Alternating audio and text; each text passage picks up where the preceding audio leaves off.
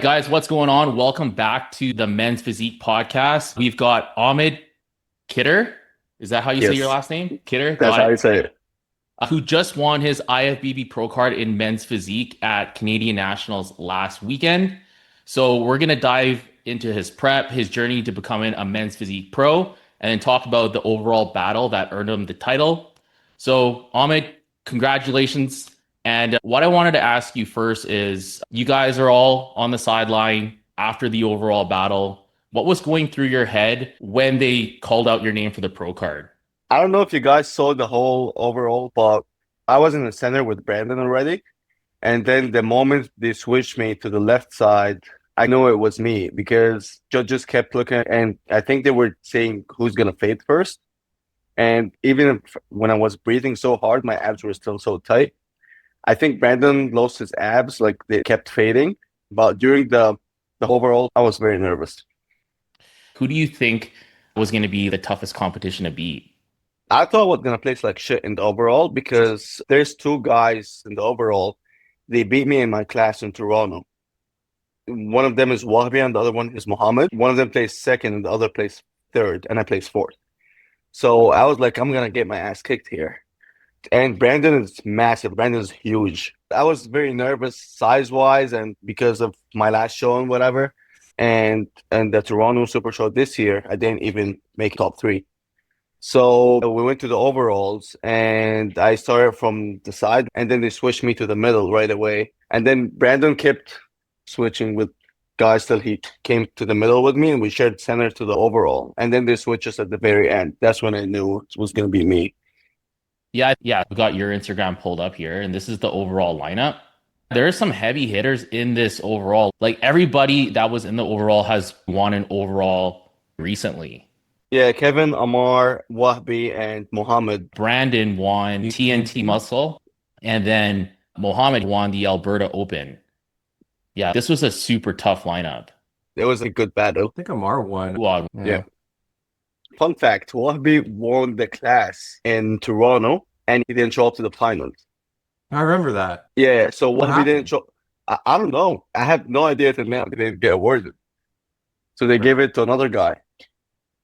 the rules before were if you missed finals, you would get disqualified and I think even banned for a year. Oh, wow. Yeah, that's what the rules used to be. I don't know if they still are that. If you knew you did well at prejudging, like why wouldn't you show up for finals? Literally, especially if he's dead center.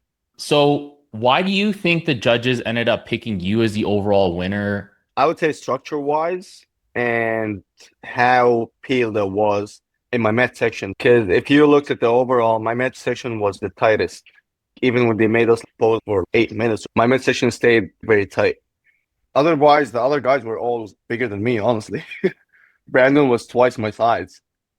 Yeah, when I was watching the overall battle, you just stood out to me immediately. My eyes just got drawn to you because of the shape and the structure. Like your shoulder to waist ratio was the best on stage. And then, of course, your conditioning. Some of the other guys had really good shape, but they didn't have the conditioning. Wabi has a massive chest. If this guy was peeled in his abs, he would have been tough to beat as well. Do you think he looked better for Toronto or do you think he looked better for Canadian Nationals? I think he was leaner in Toronto, I would say.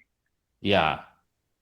I was talking about this the other day with a couple of people, but if you do more than one show a year, do you think people tend to look better for their first show or their second show? Last year I did two shows. This year I did two as well. I think my first show last year I looked leaner, but this year my first show didn't go very good. Something went wrong with the peak and spilled over. The tan got ruined and everything just went bad this show. And also after the show, everybody told me just take an off season. Don't compete again. Even Wahbi's coach, I talked to him after the show, and he was like, you know what, man, if I was you, I would take an off season and not compete for this year. And that kind of gave me fire a little bit to compete again, just to try to prove them wrong. And it actually did. Yeah, what a turnaround there. I remember we were talking about Toronto and how your peak didn't go as planned. So you end up switching to cuts. What was the biggest difference do you notice when you switched to cuts?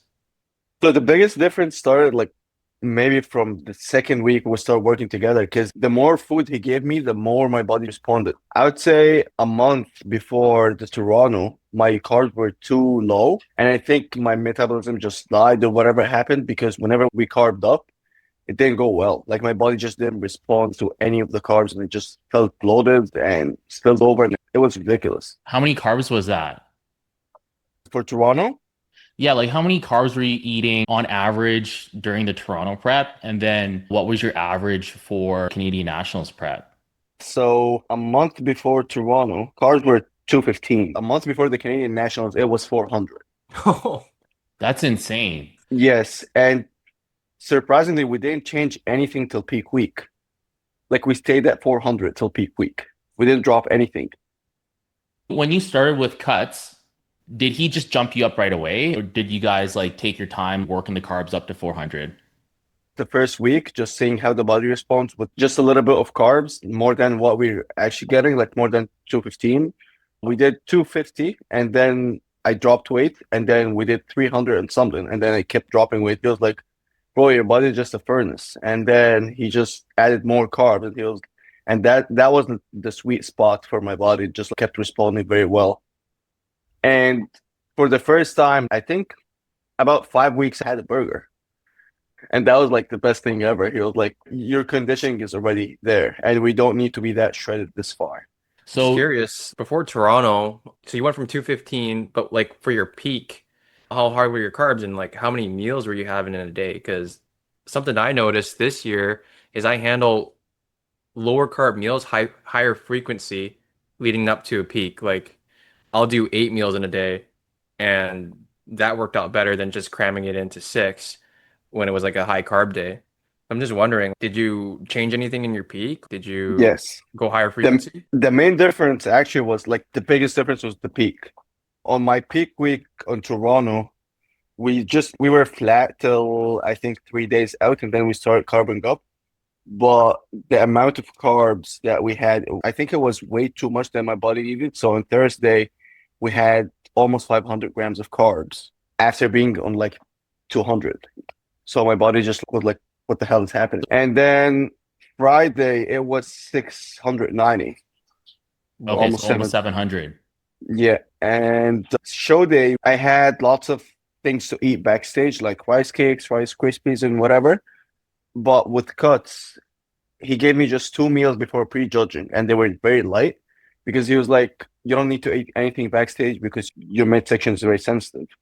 So just eat 3 hours before you step on stage, so your body would just digest it and get rid of it, Yeah. so you can actually flex your midsection. Yeah, you It looked was a little bloated for Toronto Pro I was very qualifier. bloated. Yeah. Like I couldn't even do a vacuum. Like I went to the washroom trying to like suck my stomach in, I just can't. I was super bloated. And then in the nationals, after the pre-judging, we also had just 2 meals, and they were also nothing different from what we're actually eating during the whole prep, like creamy rice and white rice and simple stuff. We didn't add anything extra, Rice Krispies or anything like that. I'm curious for one day out and show day for Canadian Nationals, did cuts lower your protein intake? It was for the peak week. More so like for your actual carb loading part of the peak. Yeah, for my carb loading, my protein didn't go as low as I expected. Yeah, because I know for a lot of coaches, when you start loading carbs, they'll drop the protein to make more room for the carbs and to speed up the digestive process. Yeah, I've done peaks like that as well, but more recently I've decided to just keep my protein consistent with what it's always been, maybe just a little bit lower, but not completely eliminating it. exactly. Yes. We didn't drop it significantly. We just dropped just a little bit, just like what you said. In peak week, you don't really need to change lots of stuff that your body's already used to, because your body's not used to what you're going to be doing. So you can't expect how your body's going to react. So that's what happened. And that's what Cus decided to do, because my midsection is like super sensitive. Yeah. Now, did you manipulate any other variables? What was your fat intake like for one day out, show day? What was your sodium intake like? And then what'd you do with your water? So we did manipulate salt and water, but he tells me when to drink and when to stop drinking, and how much should I drink and what should I do with the salt. So the salt stayed consistent, but at the same time, we just tried to manipulate it with the water.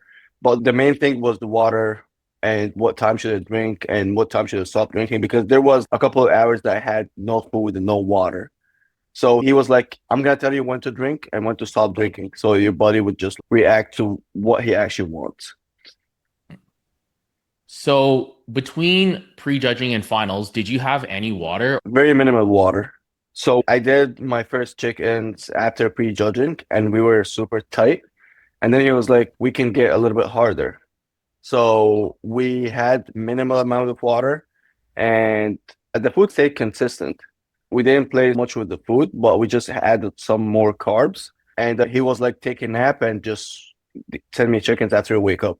And I woke up way tighter than the morning. And then when I sent him that chicken, and he was like, you know what? We're on. We're gonna get this. I was like, damn, all right. Especially like Cuts never gives compliments. Like barely gives you compliments. So whenever he says something like this is true, he don't sugarcoat things. He's like, if you're looking good, he's gonna say you're looking good. Yeah. So he's very honest, and that's what I needed. I don't need someone to sugarcoat anything because I need to know where I'm actually at. And the thing about Cuts is after Toronto, when everybody told me just take an off season, whenever I talked to Cuts, he showed me that he believes in me. He was like, bro, you were not at your best. I can get you to your best and you're gonna 100% get it. So like whenever he showed me that he believes in me and he's very confident, I felt way more comfortable. Yeah, your feedback was a peaking issue, right? Yes. From Tyler Mannion. Right? Yeah. Yeah, Tyler Mannion was the one who told me to not shut it off. He was like, prep again, come in tighter and do the North Americans. But I couldn't do the North Americans. But he said you have a great men's physique front pose. You were just not as tight. There was no details in your back. So he was like, just try to come in tighter and try the North Americans. That's huge, man. When you have a head judge, especially Tyler Mannion, telling you to continue your prep, do you think Yeah, that was a big reason why he's just ignored all the other advice and you just went with it? 100%. Yeah. So when someone says it's a peaking issue, what specifically about the peak do you think went wrong for Toronto? Was it you didn't eat enough carbs? You not have enough water? What do you think it was? Did you feel more stressed that week? I definitely did, but I did feel stressed after carb loading because it was way too many carbs than my body needed. I even talked to Taylor, my fiance. I was like, I don't feel good. I don't think I'm gonna do anything tomorrow because I was super bloated and I was super stressed and I kept sweating my ass off and it was terrible. The night before the show, my tan got ruined. And then on stage, my tan got ruined again because I spilled over and I just kept sweating like crazy. So you felt like you were eating too many carbs the day before show? Yes, the 2 days before the show and show day. Yeah. I definitely think when you sweat, that's a pretty good indicator that something's going on. Yeah. His body's like overheating.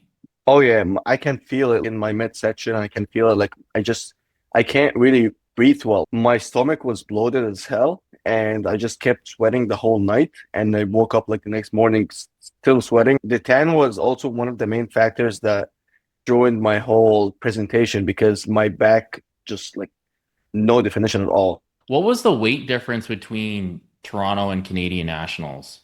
I'd say on stage I was 3 pounds heavier. Okay. Wow. So even though you came in like sharper, you were actually heavier. Do you Yeah, feel like you gained any size between shows? yeah, I think I looked bigger than Toronto Super Show. It was also one of Cutler's strategies, like the training. Like the training was very new to me, the strategy of just like the approach of training through the prep. It just kept me fuller. Like the whole prep, I was full. I didn't feel flat the whole prep. What was different in the training? It was the volume itself. We did push, pull, and legs, and it was just like 5 exercises each training session. And some of them were like one set, some of them were like three. It was very new. Like whenever I got the training plan, I was like, how is this gonna work? So For one sure. set, would you say that's more of a higher intensity approach? Yeah, Because in my brain, when I hear high volume, I think like more sets, more reps, more exercises. But if it's like one set, I feel like that might be like more of an intensity approach. it was definitely the intensity approach. It was just like very new to me. Did he like focus on any weak points in your training plan as well? Yes, that was the first time I trained lower back. Is that to bring out more separation in that Christmas tree area? Yeah, I would say so. It's the best I've ever seen my lower back. And what specific exercises were you doing to target more of the lower back? It was Was it straight more rack like pull. Rack pull does the goat. I you seen another cuts guy that was like brought his back up a lot is Drew Cullen, and I seen him like going hard on the rack pulls. I think yeah, if you're doing something heavy like that, it's gonna help a lot with your overall back development. I felt great doing the rack pulls, and I felt my back was the most defined ever. Did both of you do the pro qualifier this year? Yeah, How was that, guys? Because it was very competitive. You guys looked insane. I was actually sick going into that pro qualifier. I got a really bad cold where I ended up losing my sense of taste. I lost my voice and it made it hard to fill out. I took in 700 grams of carbs 2 days out. Then I took in 500 grams of carbs 1 day out. And I was still trying to get an upper body pump on those last couple of days. And I just couldn't. Just nothing was working as it should have. My immune system was compromised. So I still ended up placing first in my class, but I tell everybody this when they ask me about what the overall battle was like. Even if I was at 100%, I wasn't going to beat Chitty. Chitty just had way too much size. Chin doesn't even look real. His back is just massive. this guy's doing deadlifts the whole time, and he was Six probably doing plates like for back reps. extensions. Yeah, like Yeah, going crazy with it. For me, nationals was a really good experience. My first nationals, but my height class had 18 guys in it, and over half of 18 them, guys in your class? yeah, over half of them won overalls Jesus. that year. So I'm just like against some of the best guys that I could possibly go against.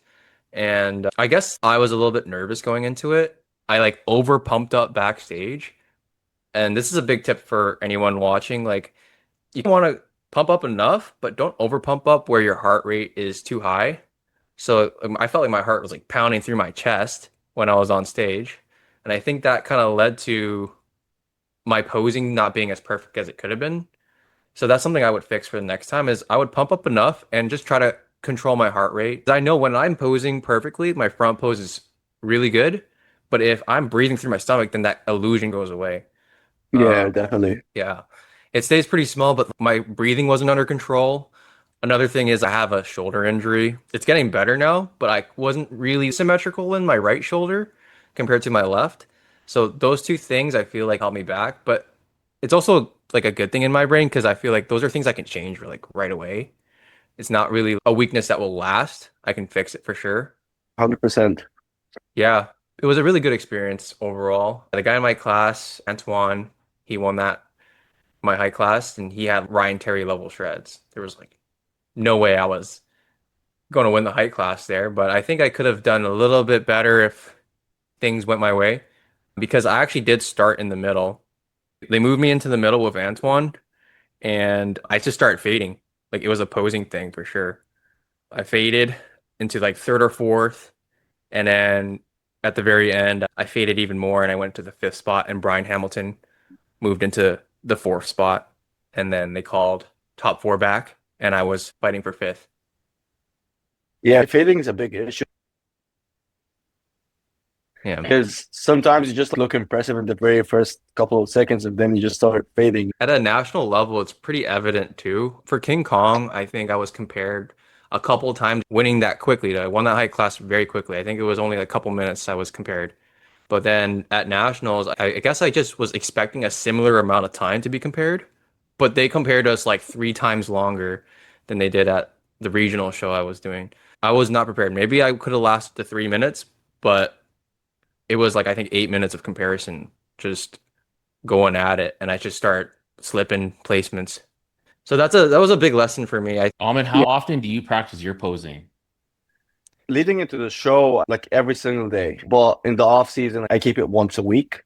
It's just too hard to see your actual poses when you're not lean enough. You said this was your second national show, right? That's the third. Last year I did one, and this year I did both of them. So how many years did it take you to go from your first show to going pro? My first show was 2023. So I won the junior class because it was just me, and I placed fifth in class B. Wow. And yeah, and then the following year I won the full odds overall, and then placed second in my class to Herc in Toronto. And then this is my third year. That's incredible, man. Yeah, I still can't believe it. My first show, my coach, he's a classic physique pro now. He's from Dubai. But backstage, this guy had a flight and he just disappeared. And I was backstage trying to figure out what should I do, and he was not there.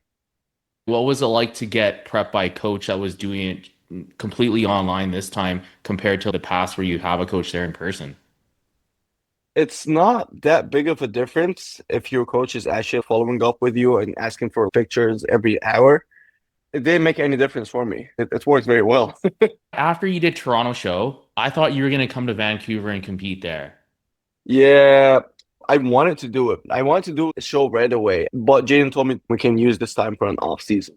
Vancouver was also lights out to this guy who won the Vancouver. Shane. Oh yeah, Shane. Yeah. His back is actually just nuts, man. Wow. Yeah. Not only his back, but his waist. And you had Brandon Chan there too. Like, you had a lot of good guys in Vancouver. Brandon It's looked gonna be easy. crazy. Who else was there? Algin. Algin was really good. So, yeah, I want to talk more about your prep. Like, how much cardio were you doing when you started with cuts? And do you just go by cardio or do you also track steps? I track steps. My cardio this prep was the lowest ever. It was 40 minutes the whole prep. And my steps was minimum 10K steps a day. Yeah. So yeah, I kept my steps very consistent, and the cardio was honestly not a problem at all. And we were doing 40 minutes a day, 6 times a week.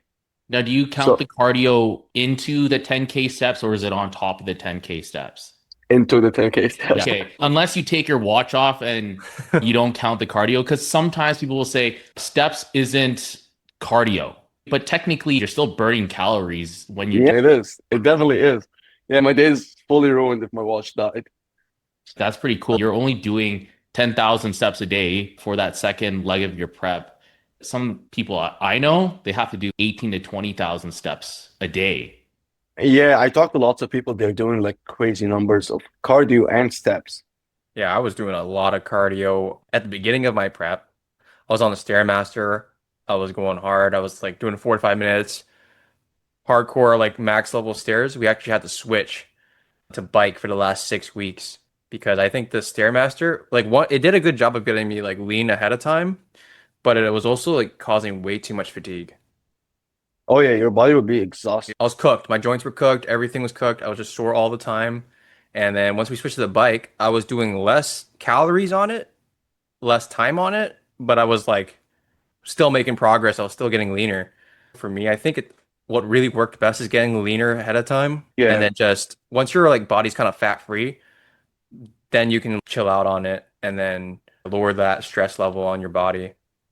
What's your favorite cardio machine? Just bike. It's not like the one that looks like a bike, because the one that looks like the bike and it has a bike seat, when you're shredded on prep, that bike seat hurts. Like your tailbone has nothing to Not only that, but your balls going up.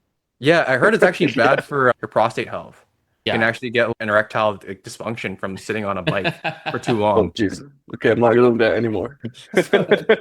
What's your favorite cardio? Incline treadmills. On the same message, my heart rate goes crazy, like 150. Do you track your heart rate when you're doing your cardio? Do you try to keep it in a certain zone? Yeah, I always try to keep it between 130 to 140.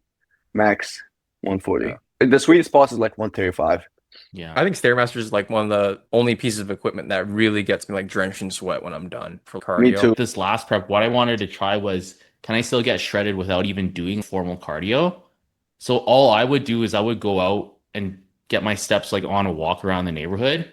I would try to go up some hills and whatnot, but if I felt like I needed to get more condition, I would just increase my step count rather than doing formal cardio.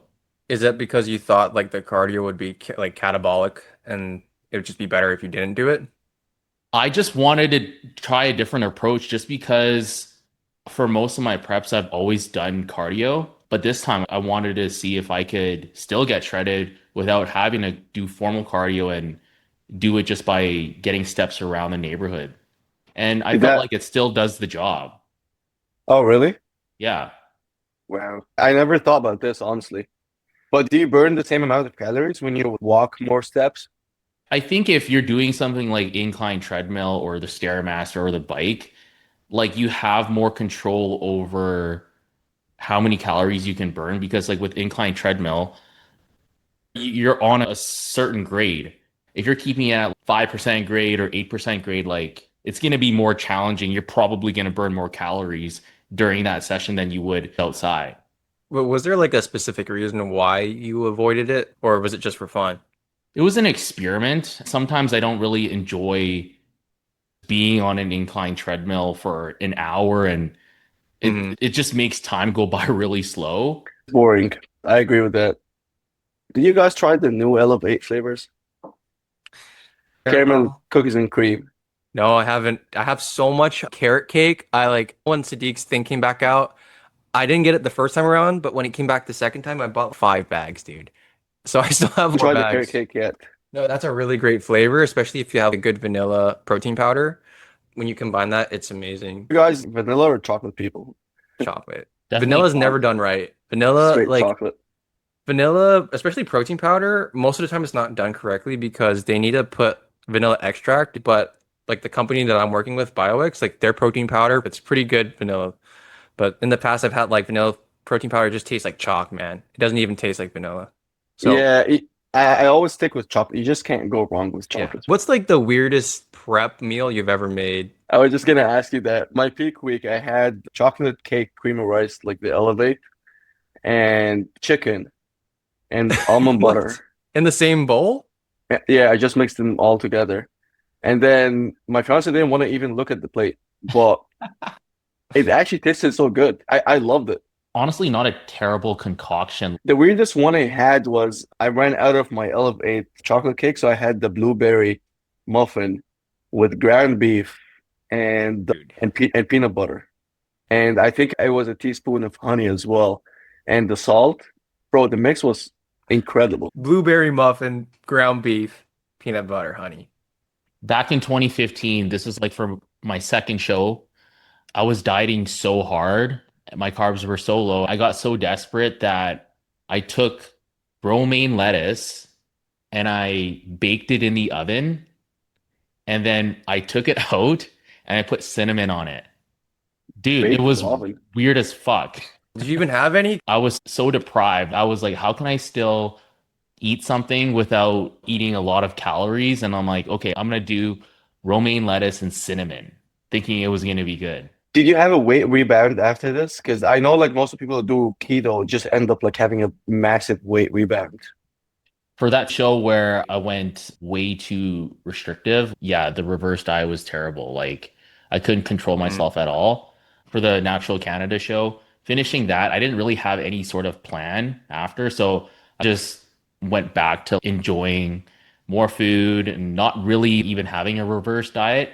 So it's not like I had these insane cravings like I did in some of my earlier shows. It's just I didn't really have a plan. And I think that's really important to have in place when you finish a show. I honestly start with 2 or 3 days of having fun and then get back to reverse diet because your body is gonna flush that anyways. Mhm. Yes, you do feel a little bit watery, but by the weekend you're just gonna be flushed. I keep watching like food vlogs like the whole time when I'm prep. I think everybody does that. Yeah. I try not to look at it. I think a lot of bodybuilders they like to live vicariously through those people having mukbangs. Have you ever watched Jacked Eats? I haven't Yeah. watched Jack East, but like Matt Stoney, Eric the Electric. I love Matt Stoney. He's like my entertainment. I would rather watch that on my prep rather than just watching a show. Oh yeah. It's just that fun. Do you guys have any tips for people that are coming off a show and they're reversing or they're about to start the reverse? What are some big tips you can give so that someone can be successful after a show? I would say just try to enjoy the food. Like, of course, go on a reverse diet, but just try to make it a little bit more fun. Just get like the 0 calorie sauces. Just try to make it fun. Get your favorite vegetables. I love peppers. I was not Yeah. eating peppers on prep, so I just roast the peppers and just makes the food taste 10 High times veggie, better. yeah. Yeah. And just fruits are your best friend in the reverse, honestly. Like my first show, I didn't know how reverse works because I fired my coach right after because he was not there backstage. Anyways, so I didn't know how this works after the show. I ate like crazy. I got edema in my legs and my legs felt so heavy and everywhere is watery and just looks like a water buffalo. It was terrible. Like the worst thing ever had happened to me. Yeah, I had my first show. That's when my reverse was not done correctly. It was borderline eating disorder, where I would just eat past the feeling of being full. Like you're already full, but you're still eating. I would even lie about where I was going to people. Like I would sneak out of the house, go to McDonald's, get stuff, and then throw out the packaging before I got back. It was such a weird phase because you're so disciplined for that first show and you've never done something like that. You were so disciplined, and now you're like this person that's lying about going to get McDonald's and like the shame of it all. But something that my coach told me that really set me straight was, you said you want to be a champion. You said you want to be a winner. There's somebody doing your show next year that is already beating you. They're already doing the reverse better than you. They're already taking the steps to be better than you. They're already beating you. So if you're serious about winning, you gotta take the steps to win right now. So that was a big thing that he told me, and immediately then I just locked in. I love that. I want to know what's your predictions for the men's physique Olympia because I saw some comments in your post and just it was crazy. Okay, Nick, who do you have at 5 again? okay, I'll do the top six because I have an E-Man in top six because I don't want to leave E-Man out. I feel like he can definitely get up there. He's done it before. I just prefer Corey Morris. I like his look more. I love that. Yeah. So I have Corey Morris in top five. I know, Don, you said last episode that we haven't seen any updates from him. He deleted like all his posts on Instagram, but I think that's not necessarily a sign of not being confident. I feel like he's just coming in like a shadow. No one knows what he looks like, but I think he's going to bring it. So I think Corey Morris top five, B. Henny top four, Ali Bilal third place. Aaron Banks, I feel like Aaron is bringing another level of conditioning this time around. He's already beat Brendan, and I think Aaron's getting even better. Obviously, Brandon's getting better, but I think Aaron's going to come second, move up, and then Ryan Terry. Like we all know, Ryan Terry's looking like a machine right now. Do you With see his blocks. Gymshark board shorts? I did. Yeah. Beautiful. They are very unique. Yeah. It's way too long though. It is a little Ryan long. typically wears long board shorts with the exception of the last 3 years. What happened to his brand? I thought He had Ulta. So I have a pair of his, actually, I bought a couple pair of his board shorts before, but he just must have gotten too busy with his other business ventures, like having his gym, being in Mr. Olympia Prep. he has a watch brand now too. Oh, I never even knew that. But I think he just had too much going on, so he ended things with that. Yeah. What are your top 5 Olympia predictions for men's physique? Okay, my top five is the first place I have Jeremy. You have I don't Jeremy know. at first? For fifth. Oh, for Okay. fifth. I was Oh, like, no. wait a minute. What the heck? I've never heard this one. Oh no, no way. But I have him as fifth. He looks insane. I just saw his last video. I don't know. I have a feeling he's gonna do some damage. I have Ali Bilal third. Don't hate me for that, but Ryan Terry second. Aaron Banks first. Okay, that's an interesting one. I haven't seen those predictions yet. This guy, he's gonna put guts. I'm actually a very big fan of Aaron Banks' physique. I don't know. I just have a feeling that nobody's gonna beat him from the back, and his front shot is just thick. It's the structure wise. I know Ryan Terry is like the GOAT, of course, but structure wise, I would prefer Aaron Banks over Ryan Terry. You think Aaron Banks' back is better than Ryan Terry's back? That's a tough one, honestly. Might be a little wider, but Ryan's just got like that density and the conditioning in his back, and it's also wide.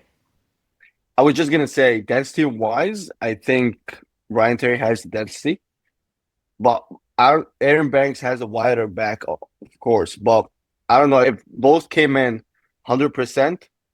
Ryan Terry is gonna win from the back. Front, I'm not really sure because Aaron Banks has bigger chest, bigger shoulders, and I have a feeling Emmanuel Hunter is gonna do something that no one expects, but his back looks insane. Yeah, probably top 2 or 3 backs in the league. I'm also very excited about Corey Morris because he didn't update anything. He just disappeared. Yeah. But I saw him at the athlete meeting today. He's gonna do some damage too. It's a very interesting lineup, honestly. Have you ever gone down to watch the Mr. Olympia? I never did, but I'm planning to do it next year. Yeah. I've seen a few people win. I've seen Jeremy win his second. I've watched Brandon Hendrickson win his first. I've watched Raymond win. And then I've also seen Aaron Banks win. Now that you're an IFBB pro, like what do you have planned for the future? Oh, so we're definitely having an off season to grow, but I'm not sure. I didn't talk to Cuts about it yet, but my plan is either Vancouver or Dominican Republic because it's easy to get the visa because I still didn't get my US visa yet. My plan is either gonna be like somewhere like I'm still gonna see what he thinks because we might need a bigger off season, honestly, to be competitive in the pro league. If not, if he told me just to take a full year off, that's gonna be also great because enjoy some food in the summer because I never did. But I'm super, super excited for my pro debut. I'm still 22 pounds under my weight cap though. I'm just So trying to imagine you with 22 pounds on your frame. yeah, so we sent him the weight cap was like, bro, I'm still 22 pounds under. And he was like, we're gonna blow the fuck up. I was like, cool, I'm down for it. What are your guys' biggest areas of focus? I would say my chest and back.